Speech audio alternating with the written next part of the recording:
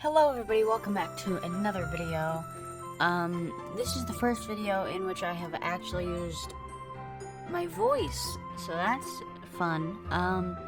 So today I'm going to be teaching you how you can do drawbridges and make puzzles with them in RPG Maker MZ.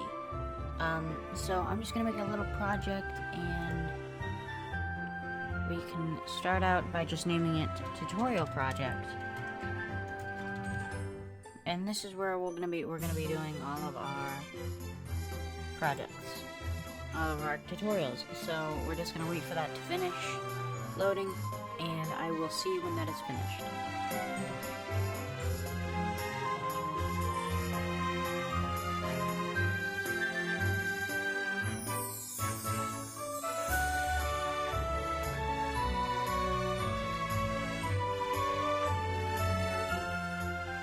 Okay, so now that we have loaded into our game, we're just gonna make a tiny little map. And usually, what I do whenever I am, when I imagine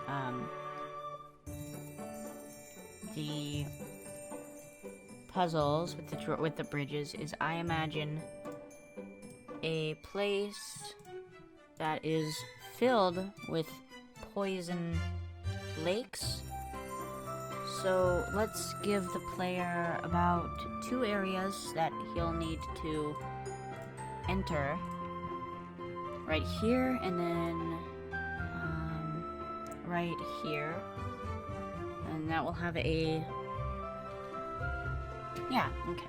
So we have our map completed. But now what we need to work on is the drawbridges themselves, which I will teach you how to do. So, in order to make the drawbridges themselves, we will need 2 tile sets. We will need to make edits to 2 tile sets. So, it depends on whichever one you're using. I recommend using the inside one because outside works. Yeah. Outside works as well, but for the purpose of this one, we are going to be using dungeon. Or no, not dungeon, inside. We're going to be using inside.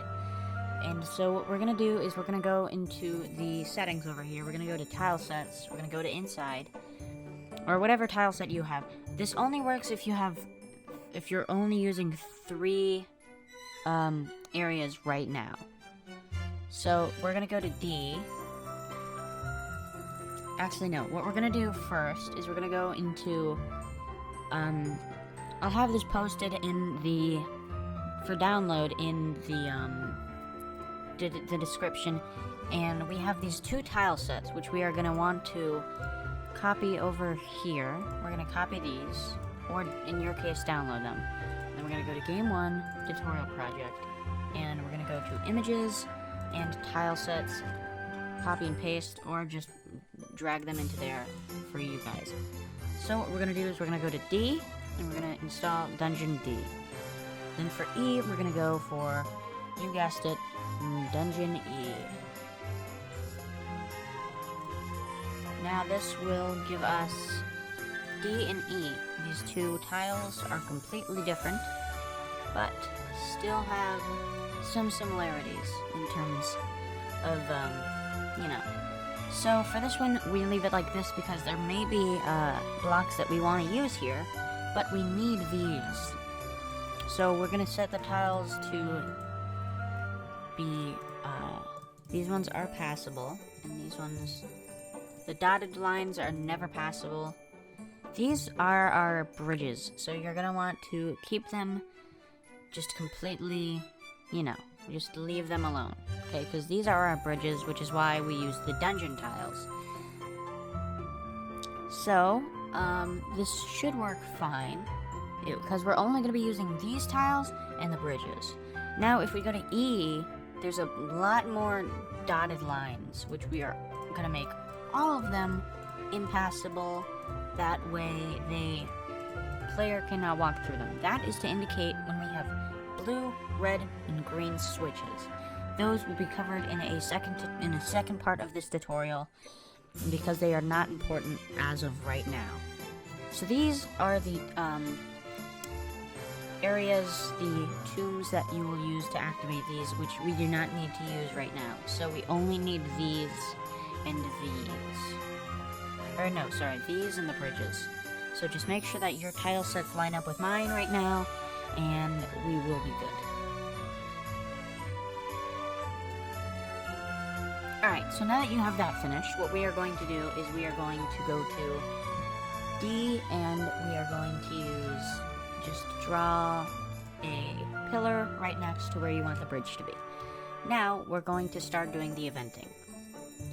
What we're going to do is, first off, make a event on the bottom pillar of the And so, what we're going to do is we're going to make it so that its action is the same as characters, that way they can interact with it, even if it's in an impassable area, which is, and we're going to name this Drawbridge Pillar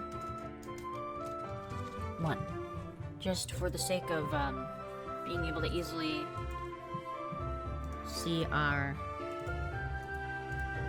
events. And then what we're going to do is you can just make whatever you need here, but we're going to make a conditional branch with a switch called Drawbridge 1. Now, you don't have to call it Drawbridge 1 if you don't want to. You can just call it Drawbridge if you're not going to have a puzzle where one drawbridge appears but the other disappears. So we're just going to make that. And I do recommend having it as Drawbridge 1 and Drawbridge 2 if you need to, though. That way, for the sake of if you decide you want to have those, but it's, you've already... Okay, so, we are going to play a sound effect, which is right here. And, typically I find that, I prefer Magic 1, so we're just gonna go for Magic 1. Magic 1. There it is. There it is, alright. Magic 1. And then, after that, we're going to go for... flash screen. We're gonna flash the screen. Gonna make it completely white. And it's gonna go for 1 full second. And we're gonna make sure that it doesn't wait for completion, and then we're gonna control the switches. And we're gonna control the switches and make sure Drawbridge 1, we're gonna turn it on. Or no, we're gonna turn it off, because this is if it's on. Now, if you want to have the drawbridges disappear and reappear, so we're gonna make a Drawbridge 2. That way, one drawbridge will appear when the first one is off. So if this pillar is off, the second drawbridge will appear. If this one is on, the second drawbridge will disappear. I hope that makes sense. So what we're going to do now is we're just going to copy this into the else branch. And we're going to change the sound effect to Magic 2. Because it's an undoing sound, in my opinion. And we're going to make sure that it has the same flash, and this time we're going to reverse the roles. So Drawbridge 1 turns on, and Drawbridge 2 turns off. Now that way we can have, the simple, So now we're going to just make a second event on the drawbridge, on the pillar's light. And on that light we're going to make it, we're going to call it Drawbridge Light 1. That way you can just, again, you can just so you can tell. And then for this one, what we're going to do is we're just going to make this area is going to be completely empty. You don't need to mess with anything on this second area. And on switch 2, we're going to change it to if Drawbridge 1 is on, we are going to make it show up as the green light. That way it can indicate, the player can tell which one it is, which one is on, which one isn't. Okay, so now for the actual drawbridge tile, what we're going to do is we're going to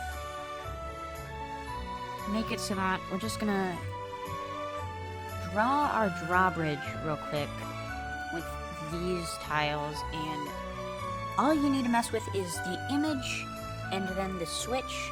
Make sure it's the switch that you want, drawbridge 1 or drawbridge 2, and you can just copy and paste it to the area that you want your player to arrive at. Now we're going to make our second one. Now we're going to make our second drawbridge area right over here. So, again, we can just copy this, rename it drawbridge pillar 2. So if drawbridge 2 is on, switch drawbridge 1 to on, and switch drawbridge 2 to off, drawbridge 1 to off, drawbridge 2 to on. And there we go. And then we can just copy this one, and if drawbridge 2 is on, then there we go. Alright, so this should... Oh, right, we gotta draw our drawbridge real quick. So this is going to be the side one. Oh, and make sure that drawbridge 2 is on, because this one is only going to activate once drawbridge 2 is on. And this should work. So now, if we go into here... Ah, right, hold on. Okay, so I have fixed it, and I know what the error is now. You have to have a first page, which is absolutely nothing edited, and then you have the second page, which is the switch for which one your pillar is, and the image, and then you have to set the priority to above characters. The same goes for the second one, but with the different drawbridge switch. So now if we give it a go, it should work fine.